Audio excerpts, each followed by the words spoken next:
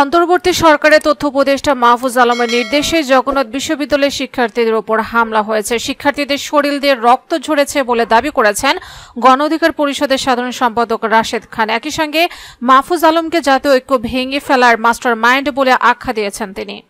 বৃহস্পতিবার এক ফেসবুক পোস্টে এসব মন্তব্য করেন রাশেদ খান। ফেসবুক পোস্টে রাশেদ খান বলেন, মাহফুজ আলমের ওপর বোতল নিক্ষেপ আমি সমর্থন করি না। সকালে প্রতিবাদও জানিয়েছি, কিন্তু তার অডিও ফাঁস হওয়া বক্তব্য নিশ্চয়ই শুনেছেন। সে কোন মানসিকতার লোক? জগন্নাথ বিশ্ববিদ্যালয়ের শিক্ষকদের ওপর হামলা হয়েছে। অসংখ্য নারী শিক্ষার্থী পুলিশের হামলার শিকার হয়েছেন। অসংখ্য শিক্ষার্থীর শরীর দিয়ে রক্ত ঝরেছে। মাহফুজ আলমের নির্দেশে এসব হামলা ও রক্ত ঝরানোর ঘটনা ঘটেছে। তিনি আরো বলেন, আপনাদের কাছে এই বোতল নিক্ষেপের প্রতিবাদী মুখ্য হয়ে দাঁড়ালো, কিন্তু রক্তের কোনো মূল্য নেই। শিক্ষকদের ওপর হামলার কোনো প্রতিবাদ নেই।